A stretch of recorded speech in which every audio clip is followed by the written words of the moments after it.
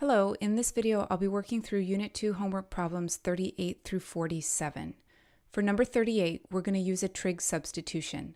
Part of our expression involves something in the form of a squared minus u squared, where we have the a is 1 and my u is x. So I have the square root of a squared minus u squared. And for that, I'm going to use a sign substitution. So I know that in general, I'm going to let u equal a times the sine of theta.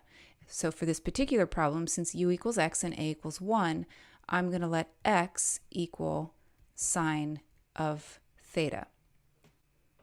Now I have an equation that relates x and theta, and we're going to rewrite our original integral now in terms of theta.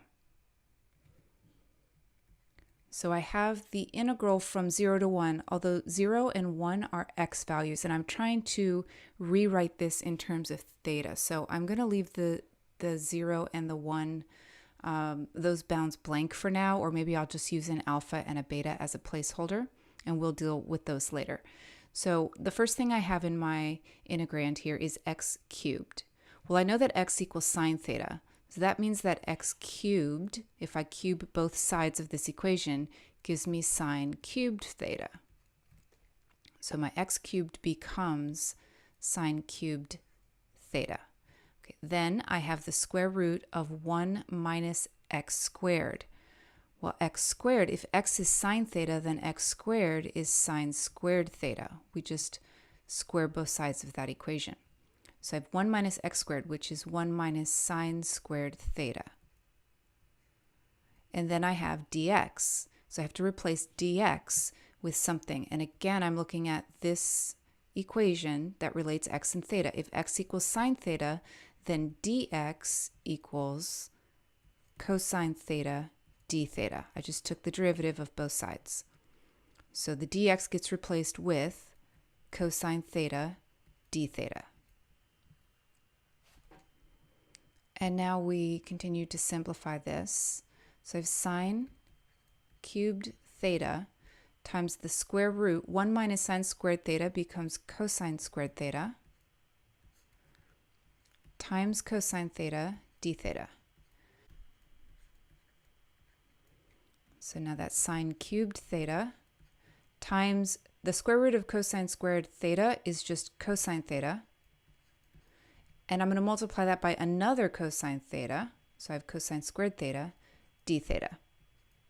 Now this is a trig integral. We have an odd power of sine and we have an even power of cosine. So I'm going to save a sign for my du and I'm going to let u equal cosine theta. So let's switch colors here as I'm now evaluating this using a trig substitution. So I'm going to make another substitution. Now I'm going to let u equal cosine theta. And that means du is negative sine theta d theta. And my alpha and my beta are theta values, but now I'm trying to rewrite this problem in terms of u, so I don't want to use the alpha and beta. I need a different placeholder here. But before I do that, let's go ahead and split this problem up into sine theta times sine squared theta times cosine squared theta d theta. So now, since I'm just saving this one sign to be part of my du expression, then I want to convert this other sine squared in terms of cosine, since my u only involves a cosine. Okay, so this is going to be sine theta. Cosine I'm going to write, or I'm sorry, sine squared theta I'm going to write as 1 minus cosine squared theta. And then bringing down the other cosine squared theta, d theta. Negative sine theta d theta is du. So here I have sine theta d theta. I'm just missing the negative. So if I multiply by -1 here, I'll also multiply by -1 out here. Now I have the negative sine theta d theta, which gets replaced with du. So I have negative integral 1 minus cosine squared, but cosine theta is u. So 1 minus cosine squared theta becomes 1 minus u squared, times cosine squared theta, that's u squared, and then my negative sine theta d theta becomes du. And then I will distribute, so I have the integral of u squared minus u to the fourth du, and I can use power rule here. That's negative u cubed over 3 minus u to the fifth over 5 plus c, but remember this is actually a definite integral, so I don't need the plus c. What I need is to determine my bounds. So for now, let's just call this gamma and delta.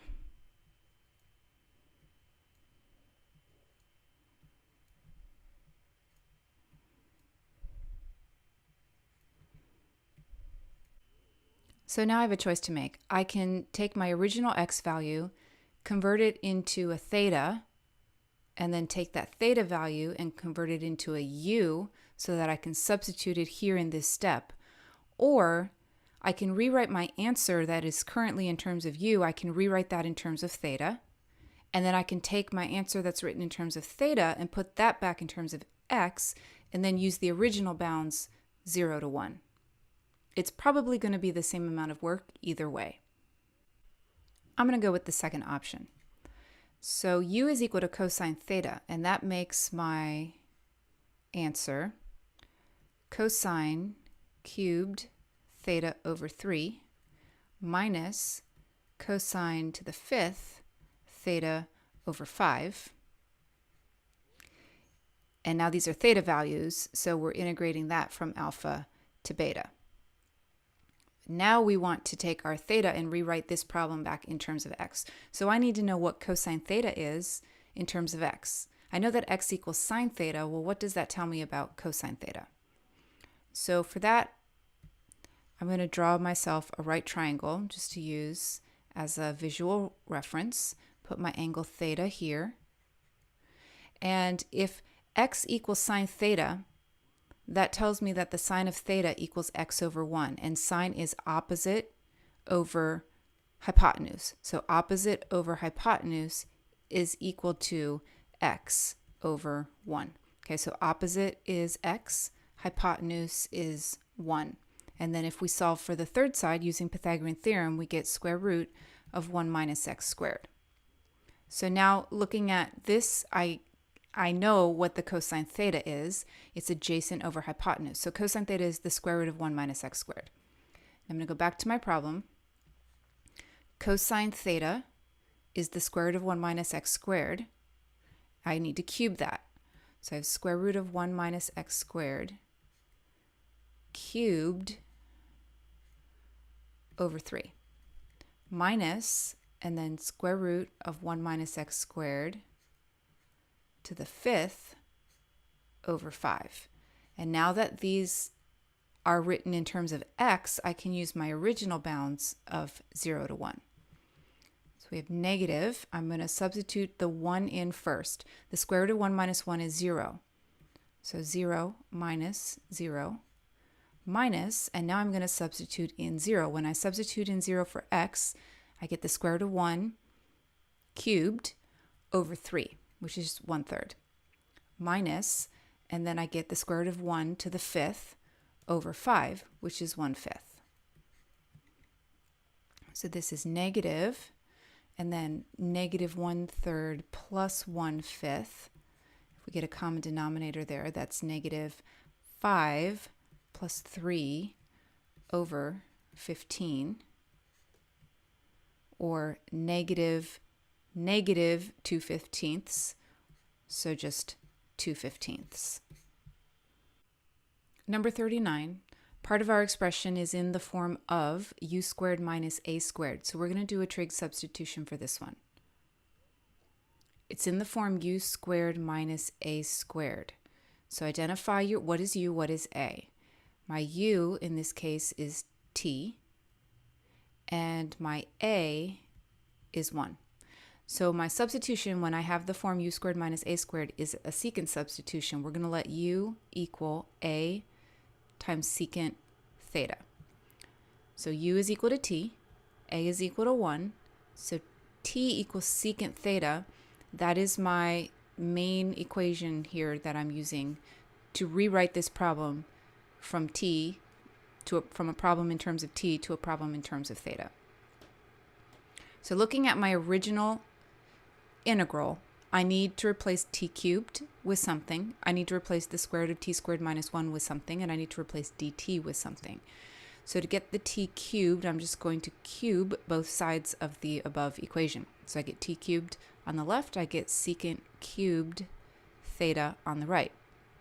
Then I'm also going to need a t squared. So for t squared, I just square both sides of that equation. T squared equals secant squared theta. And I'm going to need a dt. dt, I'm going to take the derivative of both sides of this start equation.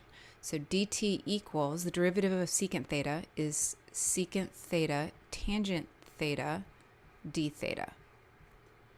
Okay, so now I have all the parts I need to substitute in and rewrite my integral in terms of theta. So integral of 1 over t cubed is secant cubed theta. Then square root t squared is secant squared theta minus 1 times dt, which is secant theta tangent theta d theta. And let's simplify this. So we get, let's see, secant theta tangent theta in our numerator. In our denominator, we have secant cubed theta, and the square root of secant squared theta minus 1 just becomes tan theta. Secant squared theta minus 1 is tangent squared theta. So we have the square root of tangent squared theta. That just becomes a tangent theta. And then d theta. Okay, so we can cancel out a tan theta and one of our secant thetas. So now our integral is 1 over secant squared theta d theta, which we can rewrite as the integral of cosine squared theta d theta. And we integrate cosine squared theta using the power reducing formula.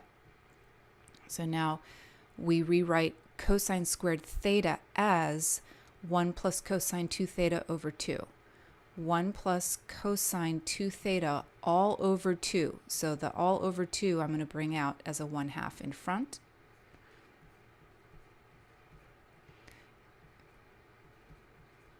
And then we're going to integrate. So the integral, or the antiderivative of 1 with respect to theta, is just theta, plus, and the integral of cosine 2 theta is sine 2 theta divided by 2, or times 1/2.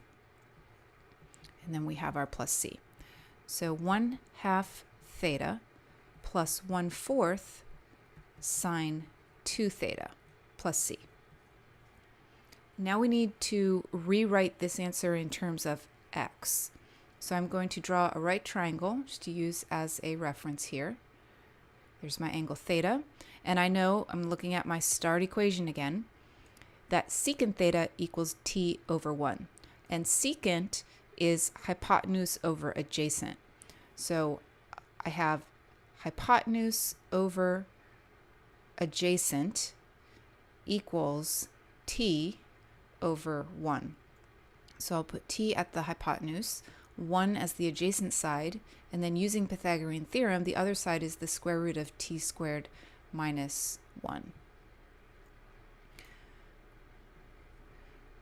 So theta equals, we're going to have to use an inverse trig expression for our theta. We can use arctan if we want to use arctan. We can use arcsecant. We can use arcsine, arccosine. Since our original substitution was t equals secant theta, let's go ahead and stick with arcsecant. So if secant theta equals t, then theta equals arcsecant of t. okay, plus 1/4 sine 2 theta. Well, my triangle is only showing me the angle theta, not the angle 2 theta. So I actually have to rewrite sine 2 theta in terms of just theta. And for that, we'll use the double angle formula. Sine 2 theta equals 2 sine theta cosine theta. Okay, so let's try this again. 1/2 arc secant of t plus 1/4 times 2 is 1/2. The sine of theta, I'm looking at my triangle, that's opposite over hypotenuse. So square root t squared minus 1 over t times the cosine of theta. And the cosine of theta is adjacent over hypotenuse, or 1 over t. And we can simplify that a little bit more, but I'm out of room, so I'm going to stop there.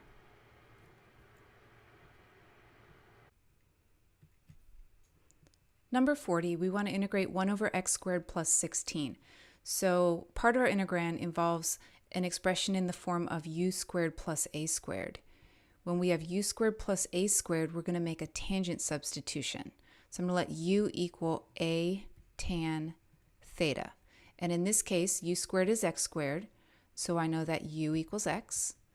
And my a squared is 16, which tells me that a equals 4. So u equal a tan theta becomes x equals 4 tan theta. Okay, so that is my equation that I'm using to make my substitutions and rewrite my original problem in terms of theta. So in my original problem, I have an x squared plus 16. So we're going to have to figure out what x squared is equal to. And for that, I just multiply both sides of this start equation. So x squared on the left, and then if I square the right, I get 16 tan squared theta. I also have a dx in the original problem. So to find dx, we're going to go to that start equation, take the derivative of both sides. Dx equals 4, and the derivative of tan theta is secant squared theta d theta. If you're wondering why we keep putting the d theta at the end, remember we're actually finding dx d theta. The derivative of x in terms of theta is 4 secant squared theta.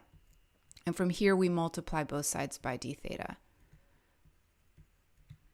So we get dx equals 4 secant squared theta d theta. So it's just a shortcut to just go ahead and kind of skip over that step. So let's rewrite our integral now.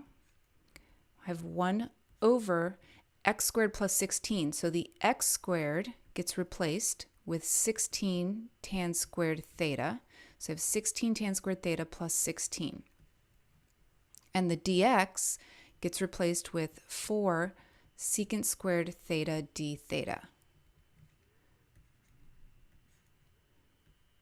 Okay, so in the numerator, I have 4 secant squared theta. In the denominator, I can factor out a 16, leaving behind tan squared theta plus 1, and then d theta. The tan squared theta plus 1 becomes secant squared theta. So then we just have 4 over 16, or 1 over 4 d theta. When we integrate that, we get 1/4 theta plus c. So that would be our final answer, except we want our final answer to be written in terms of x. So now I have to express theta in terms of x. I can draw a triangle for this one, but going back to my start equation, x equals 4 tan theta, then I know that tan theta equals x over 4. And if I switch the input and the output, I get the inverse of tan theta. So I get tan inverse theta, or arc tan, not of theta, but rather of x over 4 equals theta. So my final answer is going to be 1/4 arc tan x over 4 plus c.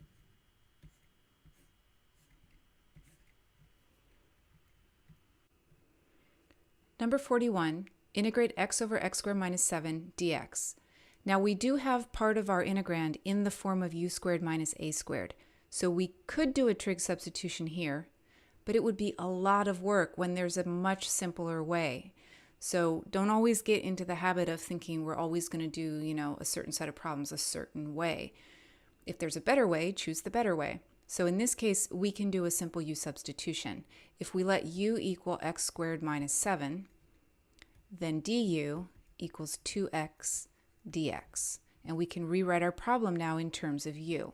So I have integral of, now my x dx isn't quite what I need for my du. I need a 2x dx. So I'm going to multiply by 2 and then multiply by 1/2 to keep that balanced. So I have 1/2, then the 2x dx gets replaced with du. So 1 over u du. And when we integrate 1 over u, we get ln, absolute value u, and then plus c. So 1/2 ln, absolute value, x squared minus 7 plus c. Number 42. Now this might not look like it's in a form where we can do a trig sub, but we do have a quadratic expression under our square root. So if we complete the square, then we're guaranteed to have something either of the form u squared minus a squared, u squared plus a squared, or a squared minus u squared. So let's go ahead and complete the square here. I'd rather not have to complete the square with a negative coefficient, so I'm going to factor out the -1 and then rearrange the terms here. So I'll have x squared minus 4x when I factor out a -1, and then minus 5.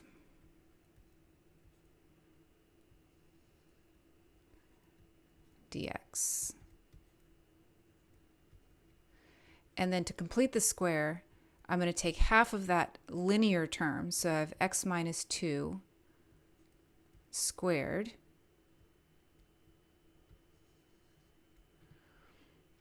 and now I have to adjust for my constant term. So if I were to multiply this back out right now, when I FOIL the x minus 2 squared, I would get x squared minus 4x plus 4, okay? But then that's being multiplied by -1, so I have negative x squared plus 4x minus 4, and that is not equal to what I started with.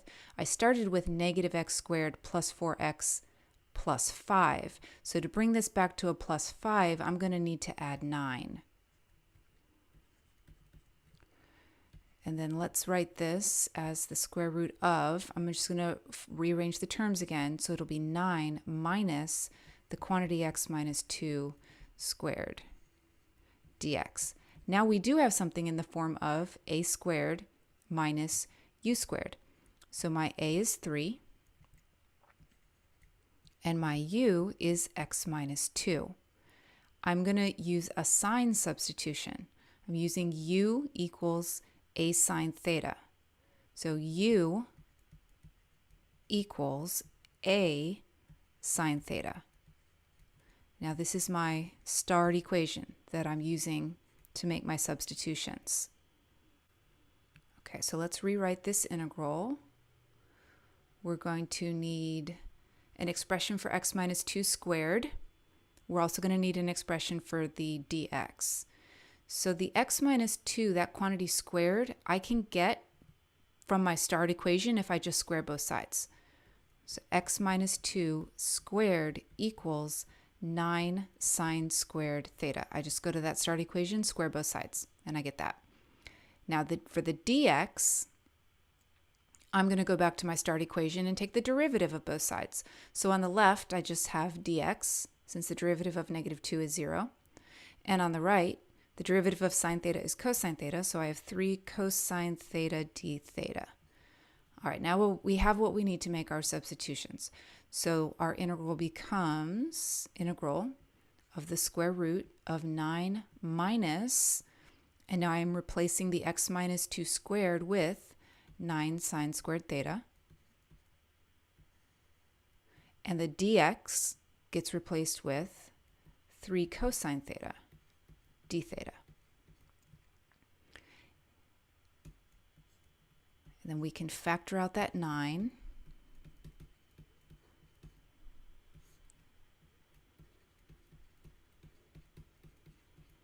1 minus sine squared theta becomes cosine squared theta. The square root of 9 cosine squared theta is 3 cosine theta. So now I have 3 cosine theta times 3 cosine theta d theta, or 9 times the integral of cosine squared theta. And we integrate cosine squared theta using the power reducing formula. So cosine squared theta is 1 plus cosine 2 theta all over 2. I'm going to bring out the over 2 and integrate this. So the antiderivative of 1 with respect to theta is just theta. So I have 9 over 2 theta plus the integral for cosine 2 theta is sine 2 theta over 2. So that's 9 over 4, and then plus c. Now we still have to write our final answer in terms of x. So let's make ourselves a little more room here.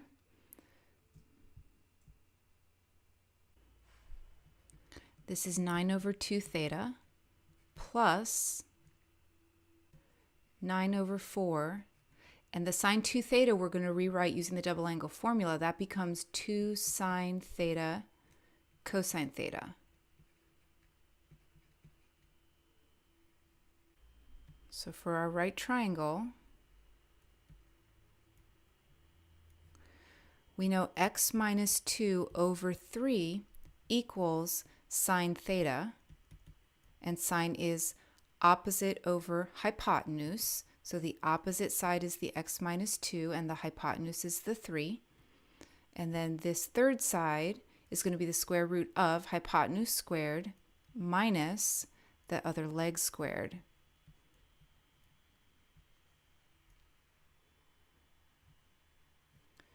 And if sine theta equals x minus 2 over 3, then I know that sine inverse of x minus 2 over 3 equals theta. So for our final answer, we have 9 over 2 sine inverse, or arc sine, x minus 2 over 3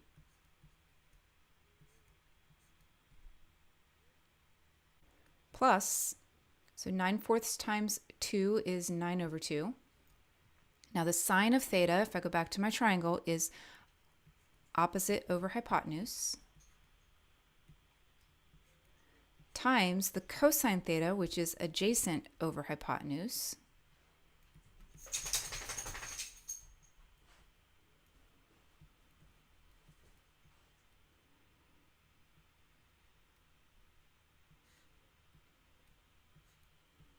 plus our constant.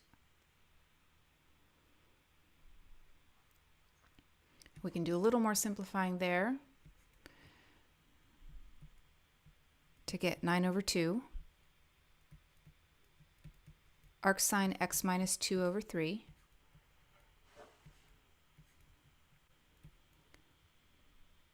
plus x minus 2 over 2 times the square root of 9 minus x minus 2 squared plus c.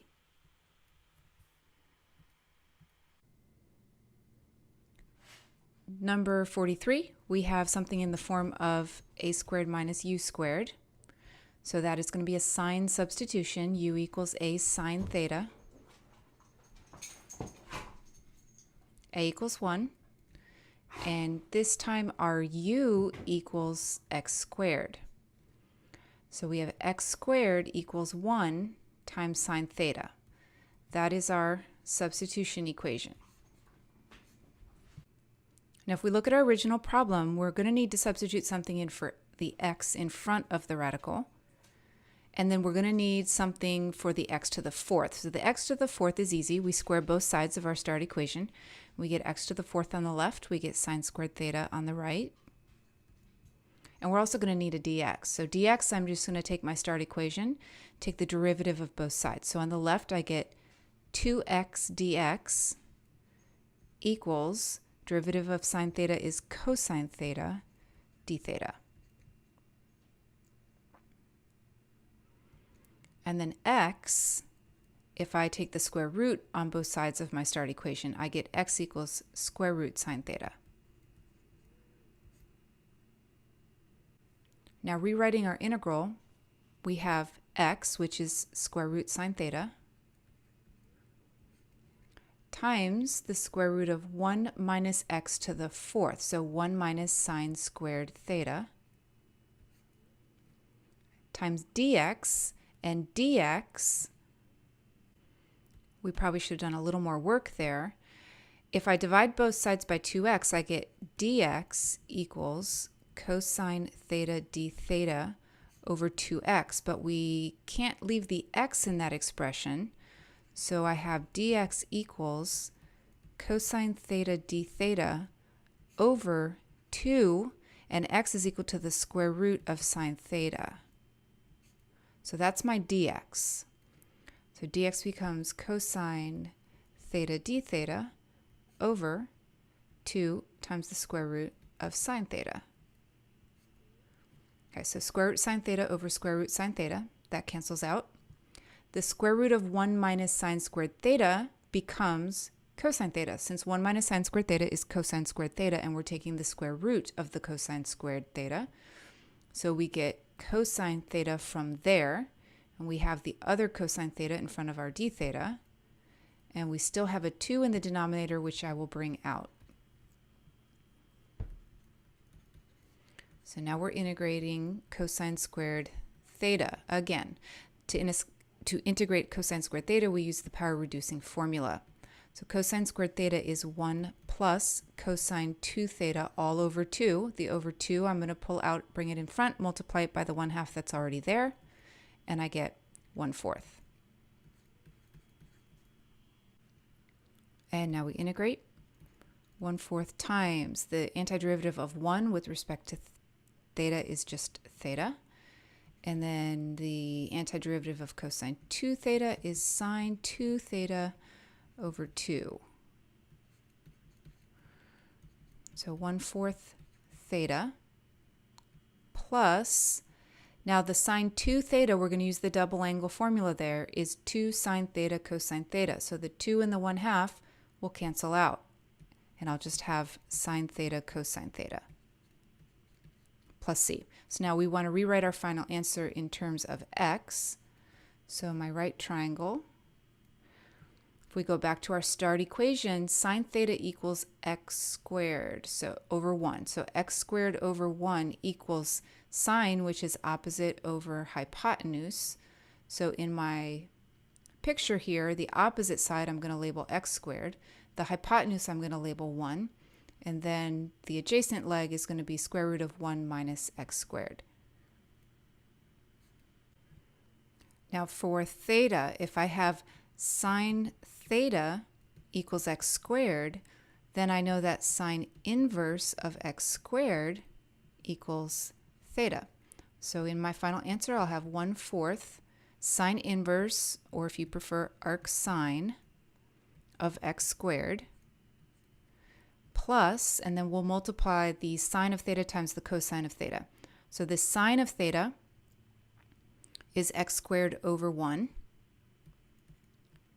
and the cosine of theta is the square root of 1 minus x squared plus c.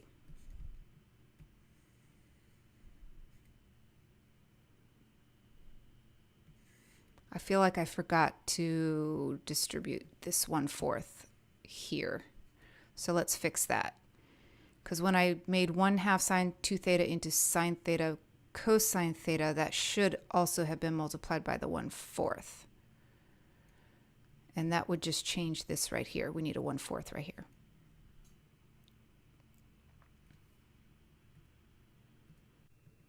Number 44, find the average value of f of x on the interval from 1 to 7. So we're going to use our average value formula.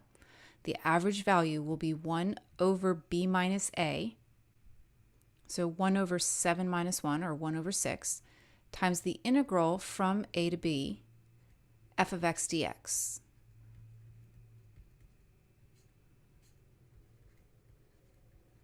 So part of our integrand is in the form of u squared minus a squared. Okay, so in this case, my u equals x, my a equals 1. This is going to be a secant substitution.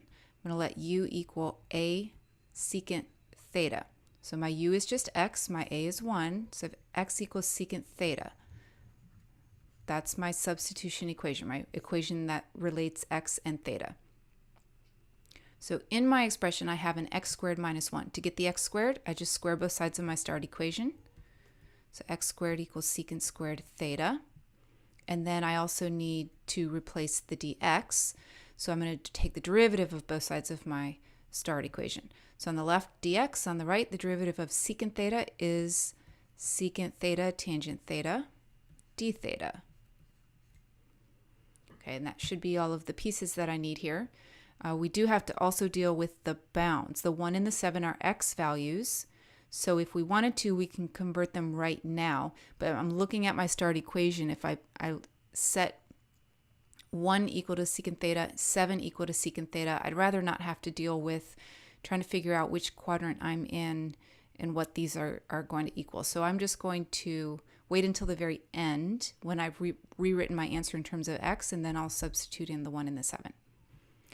So our integral now becomes, I'm just going to use alpha and beta as placeholders for my upper and lower limits of integration.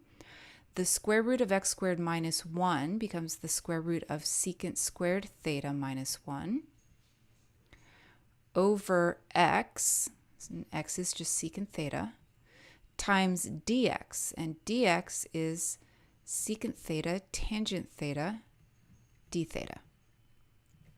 So we can cancel out a secant theta right away. And secant squared theta minus 1 is tangent squared theta. We're going to take the square root of the tangent squared theta and just get tan theta. And that gets multiplied by the remaining tan theta.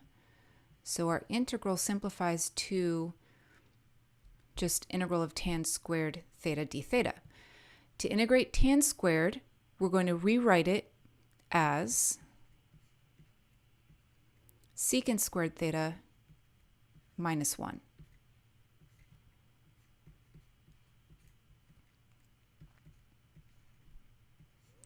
The antiderivative of secant squared theta is tan theta. And the antiderivative of 1 will be theta. Now let's rewrite this answer in terms of x. So I'm going to draw a right triangle. From my start equation, I know that secant is x over 1, and secant is hypotenuse over adjacent. So hypotenuse over adjacent equals x over 1. So the hypotenuse I will label as x. I said adjacent, but I wrote O. That's what I meant. Adjacent side I'm going to label as 1. And then the remaining leg would be square root of x squared minus 1. So now this is 1 over 6. Tangent theta becomes square root x squared minus 1. Minus, and then for theta, I have a choice. I can write it as an arc secant, an arc tangent, an arc sine, an arc cosine. I'm going to go with arctan.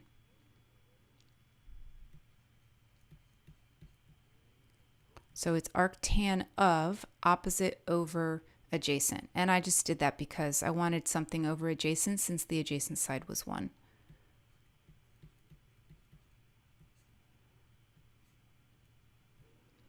And now it's from 1 to 7. And if we compute that, we should be getting about 0.917. Number 45, find the area of the region bounded by 9x squared minus 4y squared equals 36 and x equals 3. So it'll definitely help if we can sketch the graph and then shade the region in question. The 9x squared minus 4y squared equals 36, that's the graph of a hyperbola. To put it in standard form, we would want the right-hand side, the constant term on the right-hand side, to equal 1. So I would divide both sides of the equation by 36, and that would give me x squared over 4 minus y squared over 9 equals 1. Now this is in standard form. And in terms of graphing it, it helps if we see that the denominator is 2 squared for the x squared term, and 3 squared for the y squared term equals 1. And in a hyperbola, when the coefficient of the x squared is positive and the coefficient of the y squared is negative, this is a hyperbola that opens left-right. And since it's just x squared, it's not x minus h squared, it's just y squared, it's not y plus k squared, we know that this hyperbola is centered at the origin. And then the horizontal distance, we would go from the center, which is the origin, we would go 2 to the right and 2 to the left. Okay, so that our graph is going to pass through those points. And then in the vertical direction, we would go up 3 and down 3. And then you can make a box.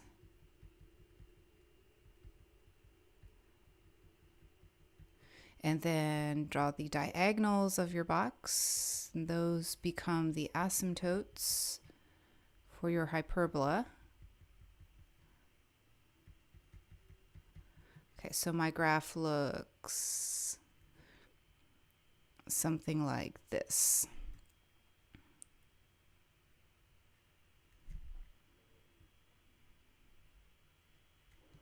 Where this is 2 right here, and this is 3 up here. And so we want to intersect this with x equals 3. That's a vertical line at 3.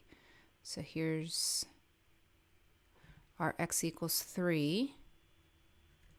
And that means that our shaded region, I'm just going to shade it in yellow, is here.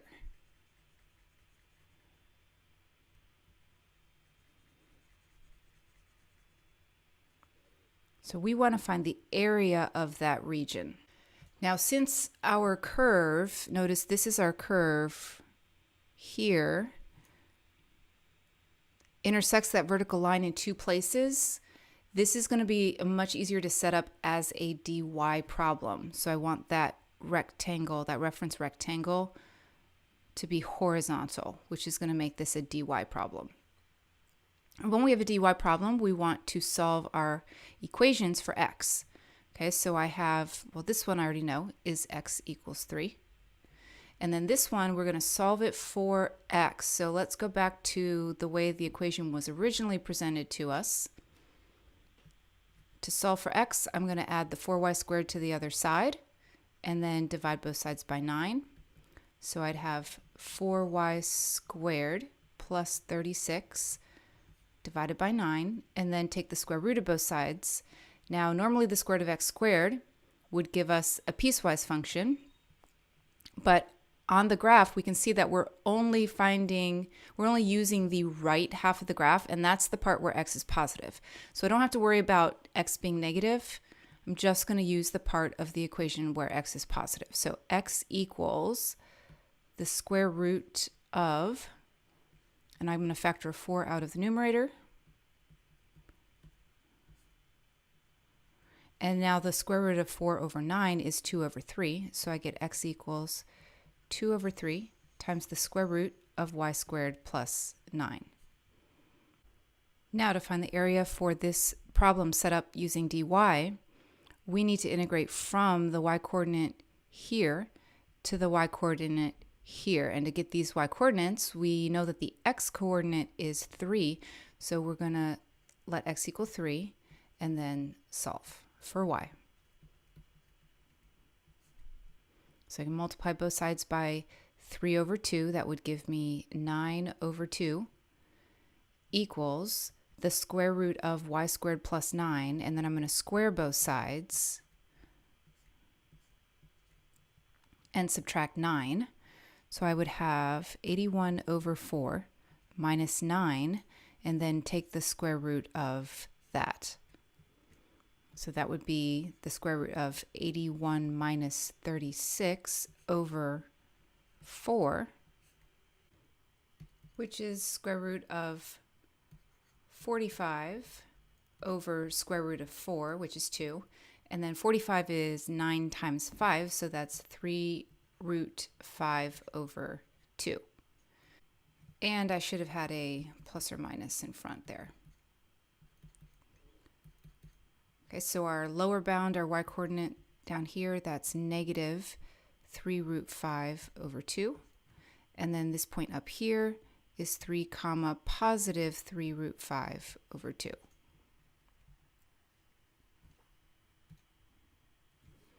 So our area is the integral from y equals negative 3 root 5 over 2 to positive 3 root 5 over 2 of right minus left. 3 minus, and here's our equation for x, 2/3 square root y squared plus 9 dy.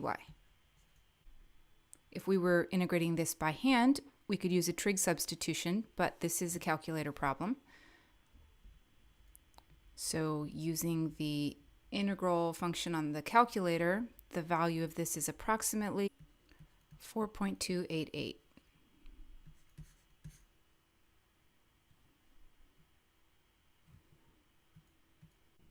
Number 46, find the volume of the solid obtained by rotating the region under y equals x times the square root of 1 minus x squared about x equals 1 on the interval from 0 to 1. So this is another calculator active problem. You can check the graph on your calculator, and we should be getting something about like that, where this is x equals 1 right here. So we have our vertical line at x equals 1, and that is our axis of rotation. And we want to find then the area of the region under the curve between 0 and 1. Now for this question, if I wanted to use washer method, I would have some trouble, because washer method, this is the same function. If we were trying to do like a horizontal rectangle, and you have to be perpendicular to your axis of rotation if you do washer method, then our rectangle would look like this, and the empty space here, and it's the same equation both times. So this one is going to be really difficult to try and set up using washer method. It's much easier if we can draw our axis, or draw our reference rectangle parallel to our axis of rotation, but that means that we're going to use shell method. So this is a dx problem, and in a dx problem I want my equation solved for y, and it already is, so that's good. Our equation here, y equals x times the square root of 1 minus x squared. And our volume using shell method is going to be 2 pi, and then we integrate radius times height. So our cylinder is going to be here. We want this distance for our radius, and we want this distance for our height. So my radius, if I do right minus left, it's 1 minus x, because this point here is the point x comma y. So 1 minus x, and then the height is just y, and y is equal to x root 1 minus x squared.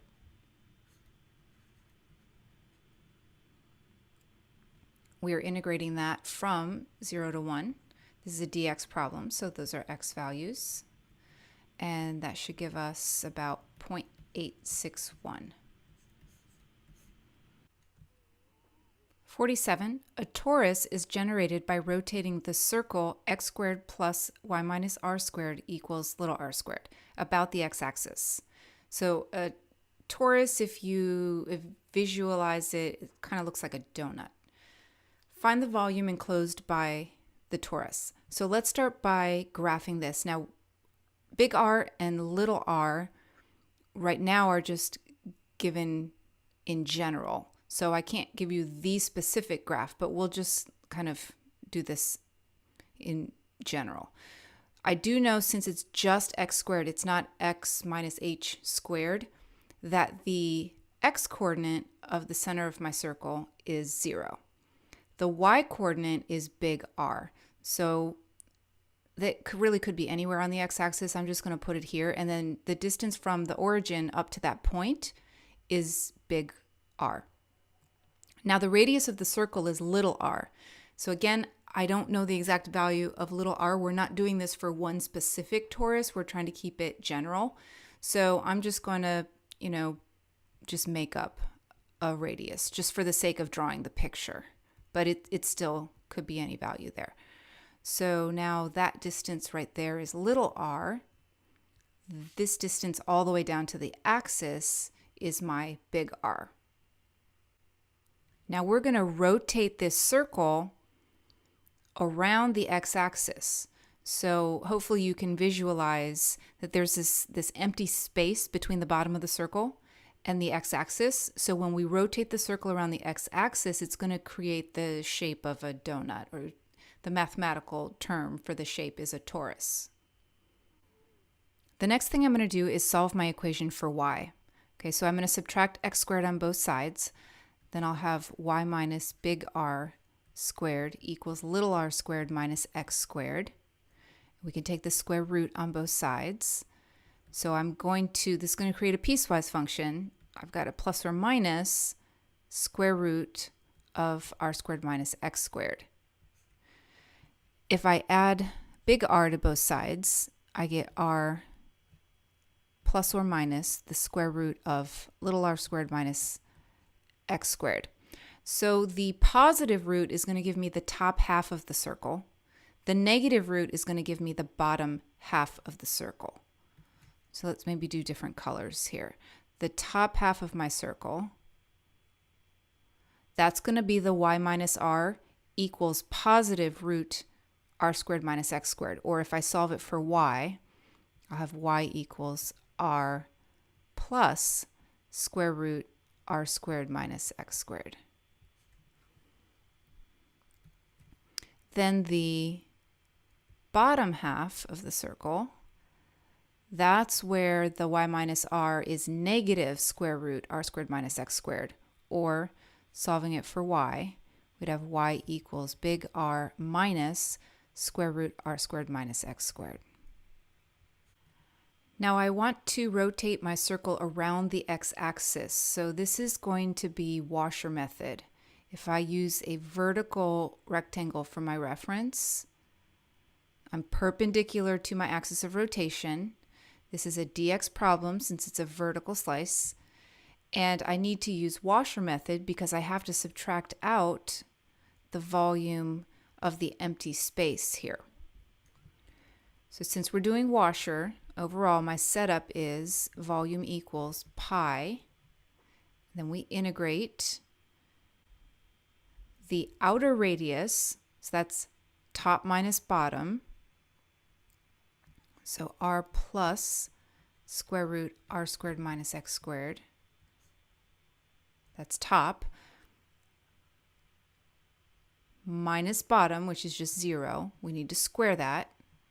And then minus the inner radius squared. The inner radius squared is that bottom half of the circle. So r minus square root r squared minus x squared squared. So all of that with respect to x. And we're going from, we need to get our x coordinates. But remember, the radius of the circle is r. So this distance is r, which means this x coordinate is r. And then on the other side, the radius is still r, so that makes it a negative r. So we're integrating from x equals negative r to x equals positive r, little r.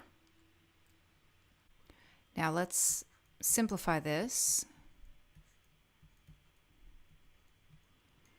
Okay, so I'm going to expand these. I get big R squared plus 2 big R root r squared minus x squared plus r squared minus x squared minus, and then I expand this other one. I get big R squared minus 2 big R square root r squared minus x squared plus r squared minus x squared.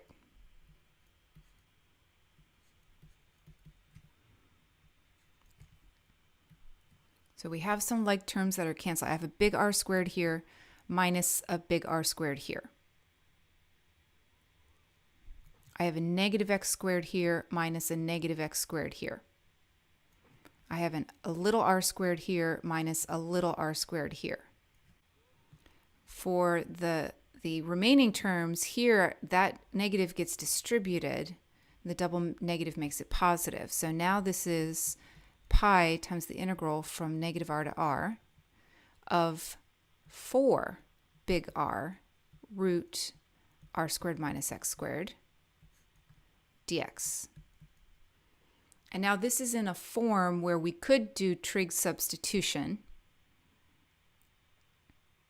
Since the radius is our constant term, this is in that form of a squared minus u squared, so we would do a sign substitution. We would let u equal a sine theta, so x equals sine theta. The capital R, that is a constant, so we can actually bring that outside of our integral. So this becomes 4r pi integral from negative r to r square root little r squared minus x squared. So let's come back over to our substitution equation. If x equals sine theta, then x squared equals sine squared theta. Oh, I forgot my a. Okay, a equals r in this case, and u equals x. So x equals r sine theta. R squared sine squared theta.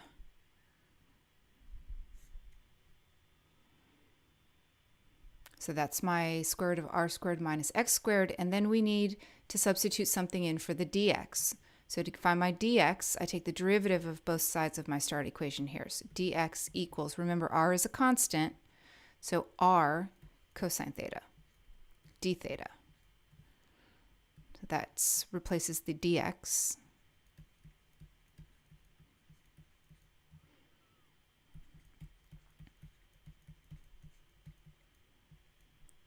And now in my square root, I can factor out little r squared, leaving me with 1 minus sine squared theta, which will become cosine squared theta.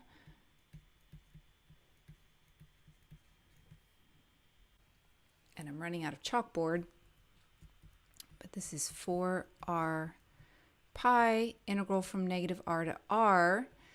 And the square root of r squared cosine squared theta is r cosine theta. And we have to multiply that by the other r cosine theta. So it looks like this. Little r is a constant, so we can bring that out. Okay, so now we have 4 big R, little r squared, pi, integral. And now that I think about it, the negative r and the r are not the correct bounds here. The negative r and the r, those are x values. So as soon as we switch everything to d theta, we have to change those bounds. So I am going to go back and cross those out.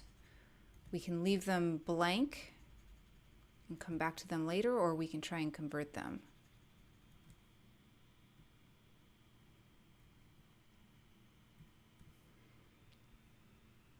Okay, so bounds remain to be seen. And to integrate cosine squared theta d theta, we're going to use the power reducing formula. So this is 1 plus cosine 2 theta all over 2. So the all over 2 I'm going to bring outside of my integral. And then that simplifies to 2 big R, little r squared, pi theta plus sine 2 theta over 2, and then from alpha to beta. So now if we want to go back to a problem written in terms of x, let's go back and see what our start equation was. We had x over r equals sine theta. So I'll draw a reference rectangle. Here's my theta. Sine is opposite over hypotenuse. So the opposite side I'll label x, and the hypotenuse I'm going to label r. Then the remaining leg is the square root of r squared minus x squared.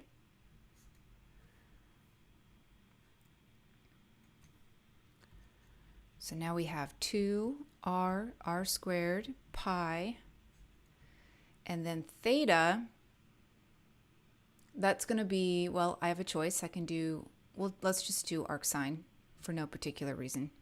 Arc sine of, let's see, sine of theta is x over r, so arc sine of x over r equals theta, plus, now I don't have 2 theta in my reference diagram, I just have theta, so let's use the double angle identity for sine 2 theta. Sine 2 theta equals 2 times sine theta times cosine theta.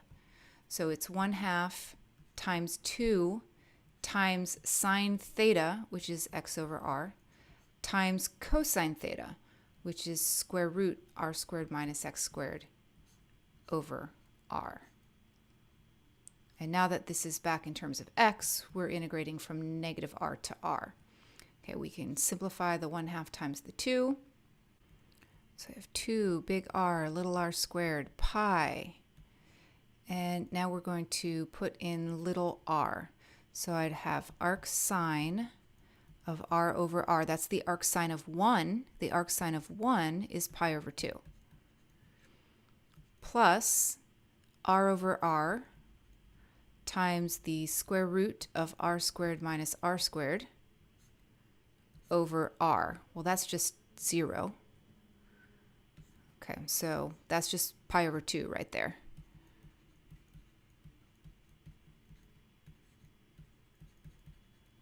Minus, and then I have to sub in negative r.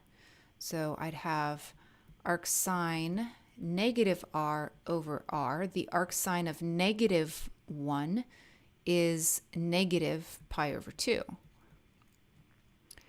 Plus negative r over r, square root r squared minus r squared over r. Well, that's just 0 again. So I have minus negative pi over 2. Pi over 2 plus pi over 2 is just pi. So I end up with 2 big R, little r squared, pi squared.